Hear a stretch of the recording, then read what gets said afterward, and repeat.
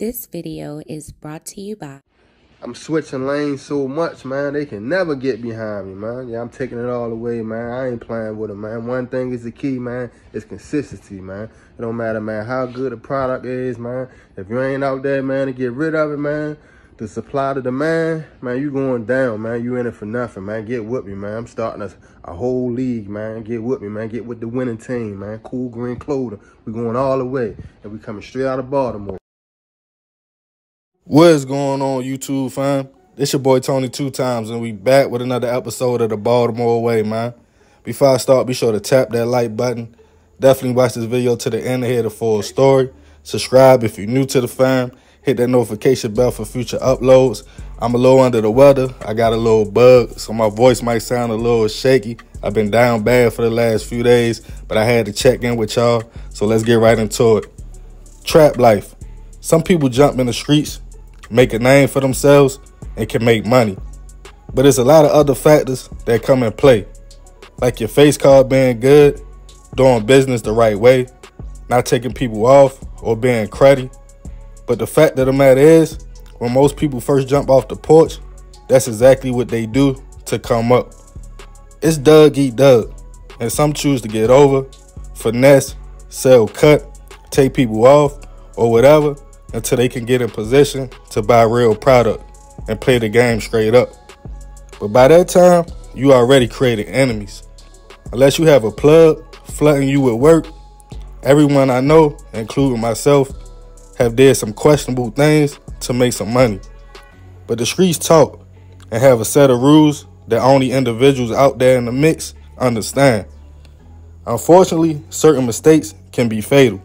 For instance, if you are selling smack, you go to cop from your connect and you let your contacts know, like, yo, the shipment is in.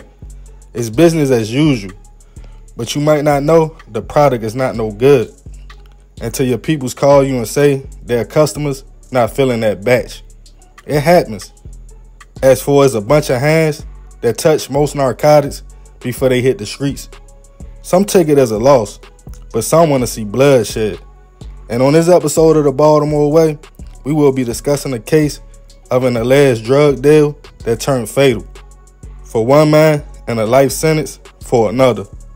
According to sources, on May 14th, 2020, in the late night hours, BPD were alerted from a shot spotter call in 100 block of Violet Hill White Way, right across the street from the University of Maryland's School of Pharmacy. When police arrived, they found the man laying on the ground next to a silver Acura, suffering from multiple gunshot wounds. He was rushed to a local shock trauma where unfortunately he would not survive. The man was later identified as 26-year-old Ronald Lewis. Back on the crime scene, as police located shell casings, they also spoke to witnesses. Some say they saw the silver Acura pull up with Ronald driving. And not long after, a black Nissan Altima pulled up. When Ronald approached the Altima, shots went off. Then the car drove off. Detectives also realized city watch cameras had caught footage of the Acura following the Nissan that had damage to the rear driver's side bumper. Both whips turned towards Violet Hill a little after shots rung out. As police checked Ronald's cell phone records to see who he was meeting up with, they allegedly saw texts between Ronald and 27 different people, with alleged clientele contacting him to buy fentanyl, smack, coke, and perks. It was one contact under the name Cliff Cuz. Days leading to the shooting, the messages between Cliff Cuz and Ronald were pointing to the man feeling like Ronald had sold him some bad product. It was multiple FaceTime calls and texts between the two men. They planned to meet up on the 5200 block of Lot Raven on May 13th at 7 o'clock p.m. Then on the night of the shooting, they planned to meet up again near the 700 block of Vine Street. Searching the number for the contact Cliff Cuz, BPD was able to link the number to 23-year-old Clifford Knight. And by searching Clifford's social media and phone records, they connected him to another man that owned a black Nissan Altima with damage. Allegedly, Clifford's cell phone was disconnected 6 hours after the shooting, but he was still free with only circumstantial evidence against him. Until May 27th, a man was arrested in possession with the gun that matched the same shell casings from the scene of the shooting of Ronald.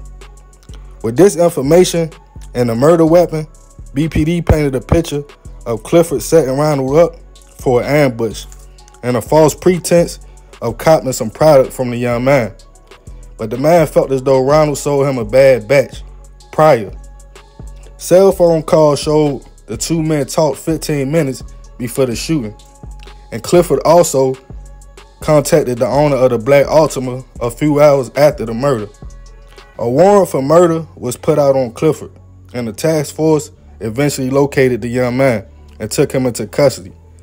As the case made the trial at the Baltimore City Circuit Courthouse, Clifford's lawyer pointed out there wasn't no hard evidence against his client. Nobody pointed him out in the lineup, no fingerprints, all circumstantial evidence.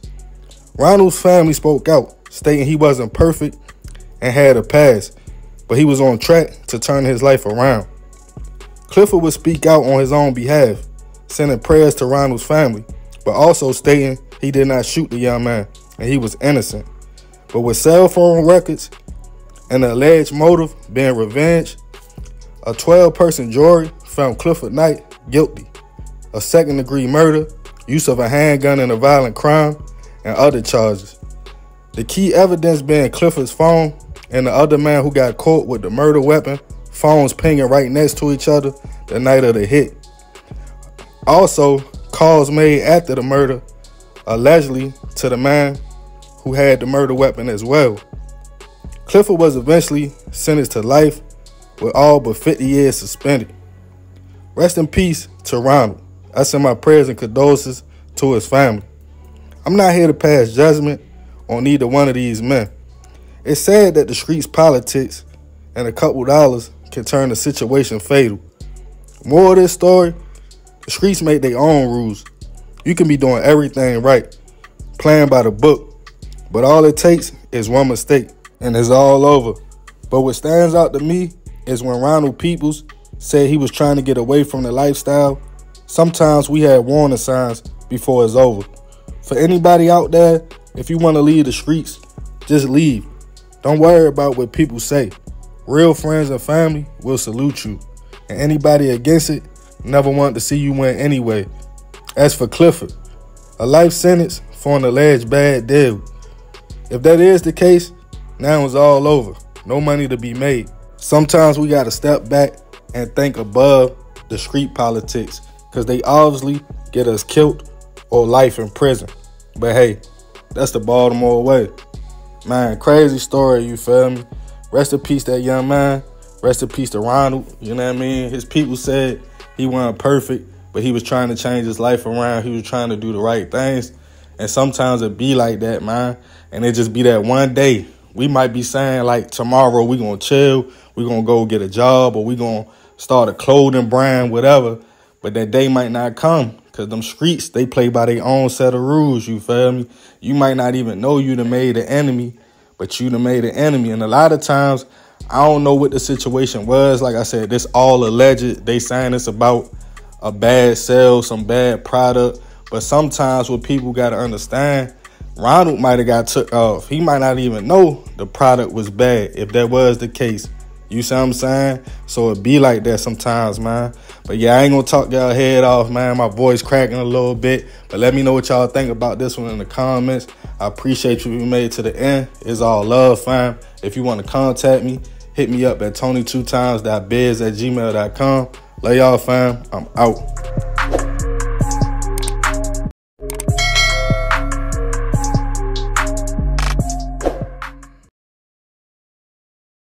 It's your girl, Mrs. Tony 2 Times, and I'm back with another video. In this episode of the Baltimore Way, I'll be discussing the case of Brittany Powers. She was sentenced to life in prison after a confrontation about a debt owed ended badly. Before we get into this video, shout out to all of our Day 1 subscribers and welcome back to all of you who have recently joined the 2 Times fam. And if you're new to our channel, I invite you to subscribe. Go ahead and click that notification bell to get notified every time we upload. If you're walking with the content, smash that like button. Feel free to share this video with everyone you know. Make sure you watch until the end to hear the full story. All right, let's get right into it. October 22nd, 2013, in East Baltimore, 23-year-old Brittany Powers was approached on the street by 24-year-old Gwendolyn Johnson. Gwendolyn asked Brittany when she was going to pay her $70 that she owed her. Brittany was on the phone with her girlfriend who was incarcerated when Gwendolyn approached her. According to sources, Brittany responded to Gwendolyn saying, "You'll get it when I give it to you." Then the two began to fight. Gwendolyn's girlfriend was with her when the fight broke out. Other people that were present attempted to break up the fight 3 different times, according to reports. After the 3rd time, Brittany and Gwendolyn would go their separate ways. However, according to reports, the dispute between the 2 women was not over yet. Records say that 45 minutes later, Gwendolyn and her girlfriend came into contact with Brittany again on the 800 block of Abbott Court in Latrobe Projects in Baltimore's Old Town neighborhood, where Gwendolyn and her girlfriend lived. The issue of the $70 came up again. According to documents, Brittany then said to the women, "I'll take out both of you B words," pulled out a weapon from her sweatshirt, and fired one shot that struck Gwendolyn in her lower back. Documents go on to say Brittany would then fire a 2nd shot that missed Gwendolyn's girlfriend before running off. Gwendolyn's girlfriend then called 911 and tried to resuscitate Gwendolyn, but sadly to no avail. Gwendolyn Johnson lost her life that day. According to records, an assistant medical examiner revealed that the bullet that struck Gwendolyn entered her left hip, traveling upward, striking a number of vital organs, causing her passing. When Gwendolyn's girlfriend was interviewed by investigators, she pointed out Brittany Powers in a photo lineup, identifying her as the person who shot and took her girlfriend's life and also shot at her but missed. According to news reports, Brittany was arrested and charged with first-degree and attempted murder, assault, reckless endangerment, and other weapons-related violations. 2 years later, Brittany would go to trial. The prosecution painted the picture that Brittany was a violent repeat offender that took a woman's life over a $70 debt. According to records, during Brittany's trial, Gwendolyn's girlfriend testified to what she had said happened that day back in October 2013. Another person who witnessed the fatal incident told the jury that they heard one of the people during the argument say, "I will do you now," and then one of the women pulled a weapon and fired at another woman. The prosecution would also enter into evidence 3 jail phone calls between Brittany and her girlfriend on the day of the incident. According to records, the jail call recordings captured Brittany Powers speaking with her girlfriend various times during and immediately after the altercations the day of the incident. Those phone calls would be played for the jury. According to documents, the first call recorded the initial altercation. The second included Brittany admitting to her girlfriend that she had been fighting, and the third call recorded Brittany's statement that she had effed up and needed to get rid of her phone, and that her girlfriend should watch the news to learn more about what she had done. According to the prosecutors, the phone calls corroborated witness statements as well as showed Brittany Powers' consciousness of guilt. When it was Brittany's turn to take the stand, she maintained her innocence in regards to the shooting. She did admit in court to fighting Gwendolyn Johnson, but denied being present when she was shot. According to reports, Brittany would testify that she was friends with Gwendolyn and they had drug business together. Brittany would also testify to knowing Gwendolyn's girlfriend.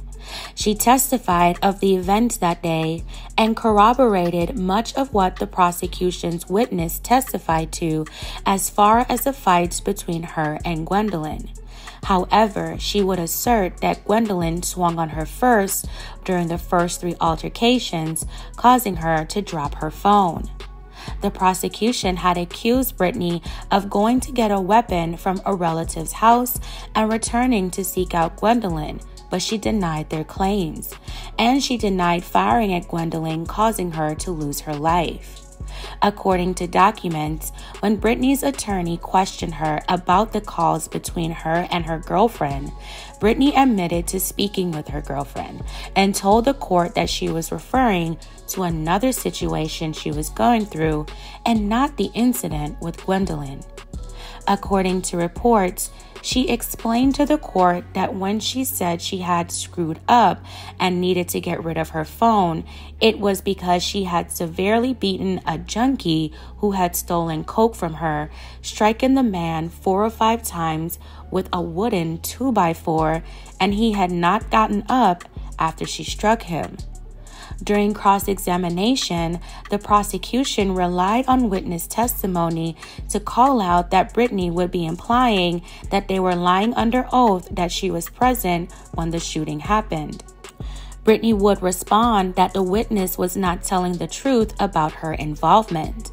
Brittany would continue to maintain her innocence. As the case came to a close, Brittany was found guilty. The jury convicted her of first-degree murder, attempted first-degree, and weapons charges. On June 4, 2015, Brittany was sentenced to a combined term of 2 life sentences to run concurrently, with the maximum of all but 50 years suspended and 5 years probation. According to records, Brittany quickly appealed her conviction, citing 1. Did the trial court commit plain error in permitting the state to question her concerning the credibility of the critical state's witness? And 2. Did the trial court make a mistake in admitting evidence of jail calls made to Brittany from her girlfriend? Brittany's appeal was subsequently denied in 2016. This story goes to show how quickly things can escalate, especially when it comes to money and individuals feeling disrespected. Brittany maintained her innocence to the end despite the evidence against her. If Brittany is responsible for what happened to Gwendolyn Johnson, she has to live with the consequences of her choices for the rest of her life. And if she was not responsible for Gwendolyn's passing, she did testify in court that she was responsible for possibly beating up a man to the point he would not get up after over a debt he owed her. It was kind of wild to me for a person to give a testimony like that in defense of taking someone else's life. I don't think that testimony worked out in her favor of proving her innocence, along with other things that she admitted to. But hey, that's the Baltimore way. I hope that Gwendolyn Johnson's family and friends were able to get the closure they needed to move on after their loss. May she continue to rest in peace. Tell me your thoughts on this situation in the comments below. If Brittany is responsible, did she react out of feeling disrespected, or was she in fear of what would happen if she didn't pay the debt she owed? Let me know what you think down below. All right, fam, that's it for this episode of The Baltimore Way. Thank you so much for tuning in. Please don't forget to like, share, and subscribe. This is your girl, Mrs. Tony 2 Times, and I'm out.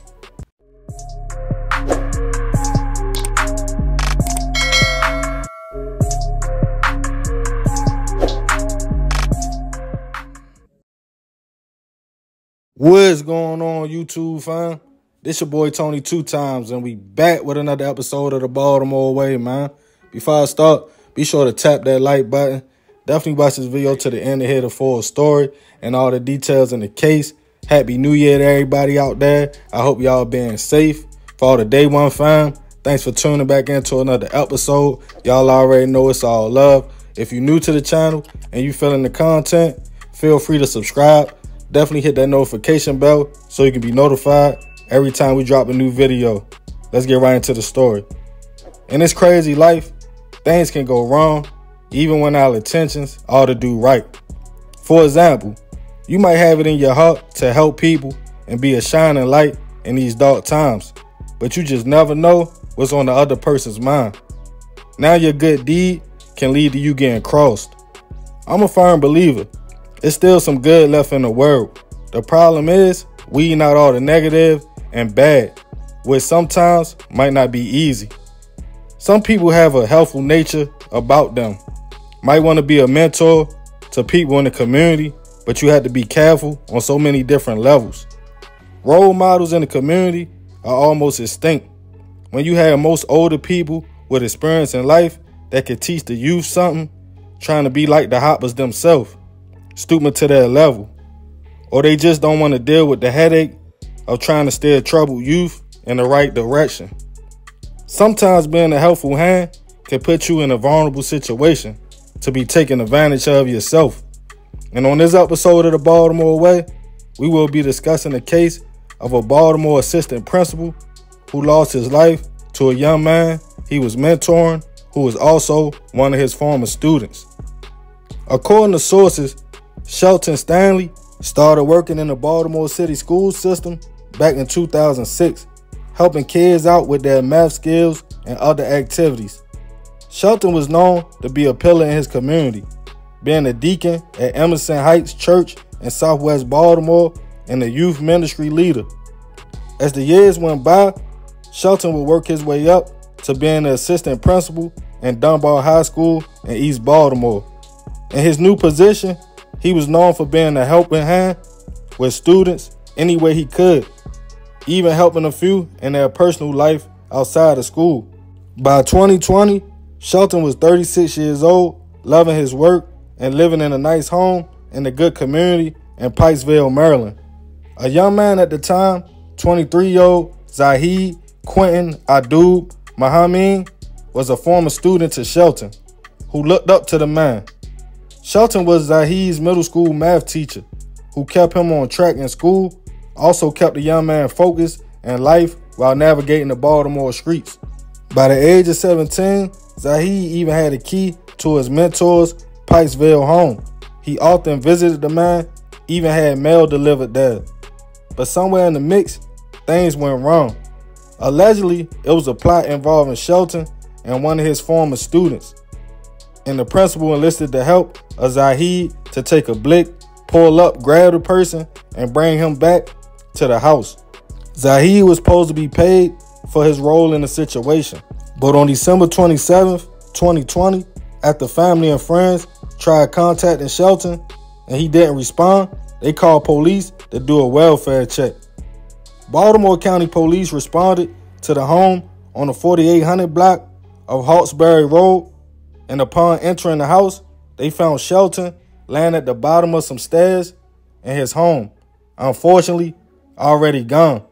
The cause was determined he had been shot multiple times. As news got out to family and friends, everyone was in complete shock. Police thought it could be a burglary that went wrong, but while investigating, they quickly realized it was no forced entry at all to the home. Also, Shelton's car was missing 2 blicks, a handgun and shotgun, also Shelton's iPhone and bank card. It was a strong smell of cleaning products, DNA fingerprints, which seemed like whoever was responsible took their time, as Shelton's body was even wrapped up in a blanket. As more information started coming out, family and the community told authorities about Zahid. Shortly after, while looking for any signs of the young man, Shelton's ATM card was used to take out money. The young man seen in the surveillance footage matched Zahid's description perfectly. Also, the car he was in was found to be Shelton's. A warrant was put out for the young man, and on December 30th, 2020, Zahid was picked up all the way in San Diego, California. While police had the young man in custody, evidence was presented to him of fingerprints, paperwork with his name on it found in the home, in which it was later discovered the young man used Shelton's address to receive state benefits. The ATM withdrawal and bank transfer of $2,000 sent to a woman in Washington, D.C. Zahid dealt with from time to time. The young man couldn't deny the situation and was charged with first-degree hit and robbery. After being extradited back to Baltimore, a twist would come in the case. When on a court date in 2022, Zahid would describe a crazy motive for the incident. The young man told the jury he met Shelton in middle school. He was his math teacher and coach. Zahid told the court he thought Shelton would empower his life, but he soon became uncomfortable around his mentor. After he stated it was a little bit of touching, and the young man said he still thought everything was cool and Shelton was a decent person. They never had any argument or altercation until the alleged plot on another student. Zahid said once he returned to the house and told Shelton he couldn't do it, he laid the blick he gave him on a nightstand. He stated the assistant principal, highly upset, grabbed the shotgun out the closet and came at him in anger, stating, "I paid you to do something and you didn't do it." Zahid said he was scared and shot in self-defense. The young man then panicked and was torn should he call Shelton's family and police, but he stated instead he called former students and classmates and told them what happened. He admitted to moving the body to the basement after wrapping Shelton in a blanket. Family, former students, and friends do not believe that was the case at all. Most stated Shelton would never do any of these things Zahid accused him of, and he was just trying to clear his name. As of now, Zahid hasn't been found guilty, and the case is still going through the court process. He is innocent until proven otherwise. Rest in peace to Shelton. I send my deepest prayers and condolences to his family. This is a wild situation because no other students made any claims of feeling uncomfortable around the principal. If he was helping Zahid and he flipped on him like that and crossed Shelton for a couple dollars, that's crazy. But it's definitely not unheard of. That goes back to the old saying, no good deed goes unpunished. But hey, that's the Baltimore way. Man, crazy story. Rest in peace to Shelton. Like I said, I send my prayers and condolences to his family. You know, at the end of the day, when I watched interviews and I heard former students talk about him, they said he ain't do nothing but help them get to the next level. Some of them said they was thinking about dropping out. He helped them graduate and stay focused. So it seemed like he was just helping Zahid, and for whatever reason, allegedly, shorty went out the deep end, man. I don't know what happened in their relationship. He tried to say it had something to do with him sending him to get at another student, and he didn't do it. But a lot of people feel like he's just trying to clear his name. Like I said, the young man haven't been found guilty. He is definitely innocent until proven otherwise. But y'all already know I appreciate y'all if y'all made it to the end, fam. This is another episode of the Baltimore Way. This your boy Tony 2 times. Love, fam. I'm out.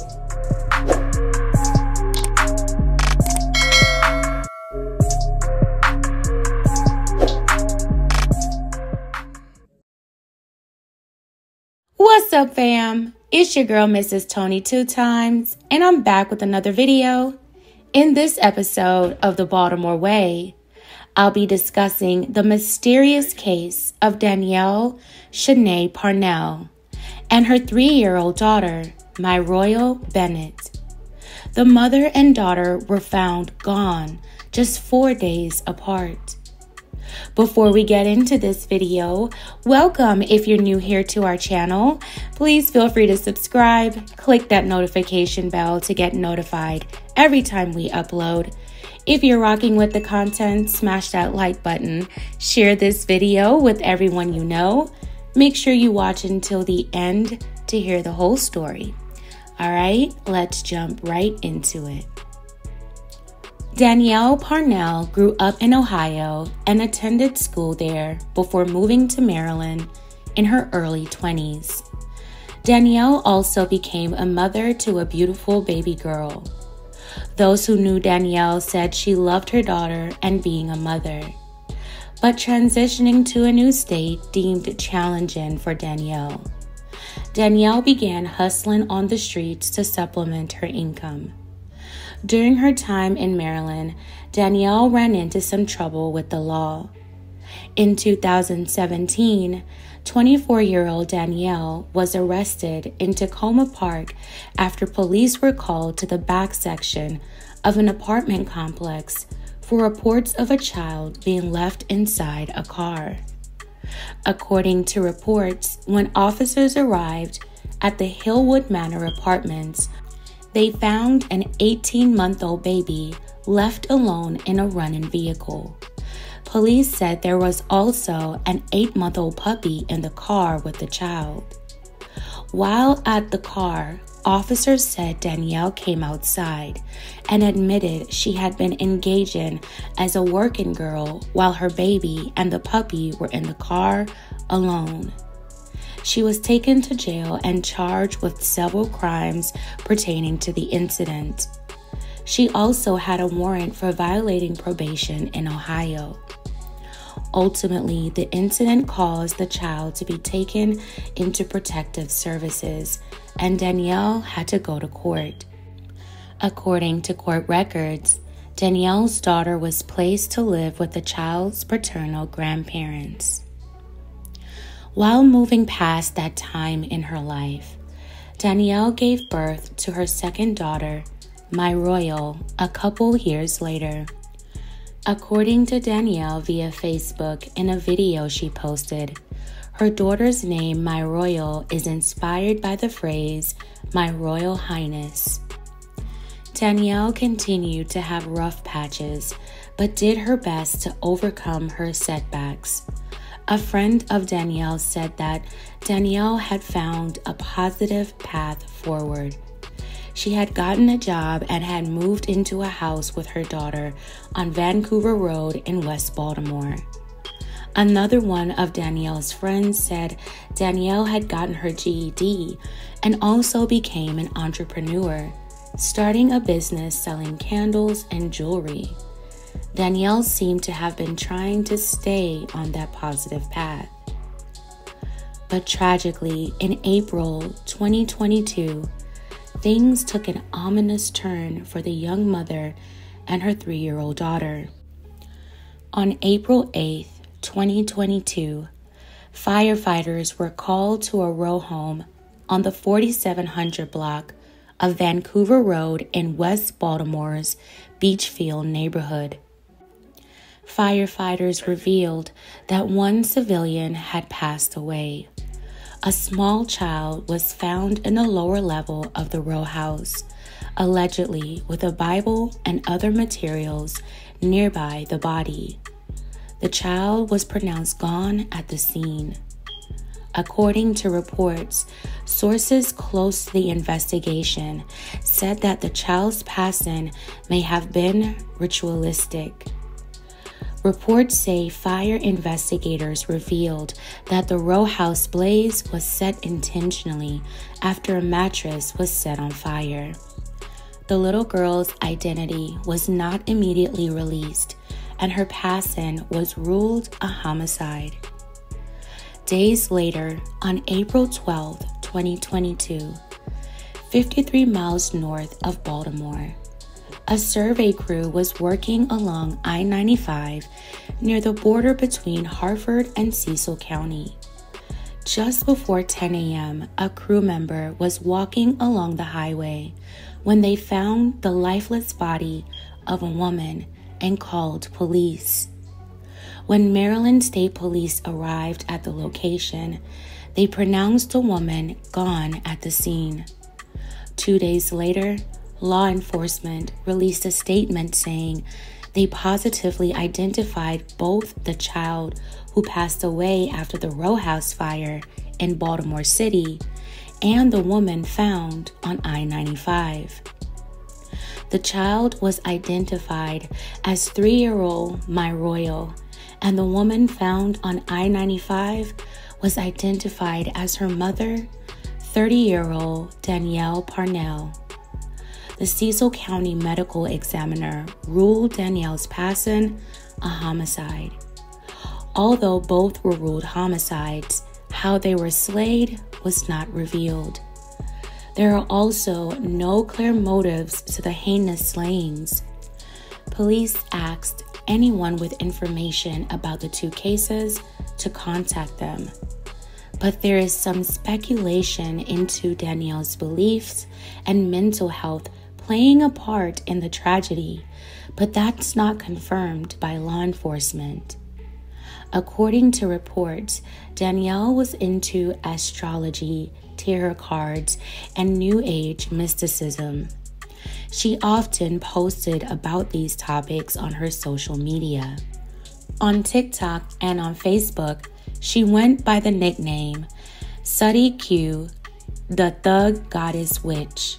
A photo on her Facebook page read, "May every evil eye in your life go blind. No evil energy formed against me shall prosper. Every bad thing you thought about me will be rejected right back to you, and you should feel every bit of it." To further back up the suspicious claim about Danielle's mental health, another post on her Facebook read, "I did 4 years in a psych ward. Trust, I know how to block dumb stuff out." That was posted on March 16th, 2022. While these claims could provide some insight into Danielle's life, it doesn't automatically mean she was responsible for her daughter's slaying. Danielle also lost her life, and it's not clear how it happened, but foul play is clearly involved since both slayings were ruled homicides. Those close to Danielle said she loved her children. One friend said Danielle spent all her time with my Royal. According to a neighbor of Danielle, they said they know Danielle as being a single mother of 2 kids. The neighbor said she thought they had moved out because they saw a moving truck outside the home days leading up to the fire. They were shocked to hear what had happened. The neighbor told reporters that Danielle had recently stopped working at the airport and was looking for another job. Sadly, I was unable to find any recent updates in the 2 cases. I just wonder what happened to this mother and daughter. How did they lose their lives? Who was the last person to see them alive? How long had Danielle passed away before she was found? Did anyone see her in between the time of the fire at the row house and her body being found? Is there any truth to the suspicious claims? There are so many unanswered questions. My heart goes out to Danielle and her daughter My Royal's family and loved ones. I can't imagine how they must feel right now. I hope closure can be brought to this terrible tragedy and they find out who is responsible. Again, I send my condolences. Fam, tell me your thoughts on this story in the comments below. Alright fam, that's it for this episode of the Baltimore Way. Thank you all so much for watching. Please don't forget to like, share, and subscribe. This is your girl, Mrs. Tony 2 Times, and I'm out.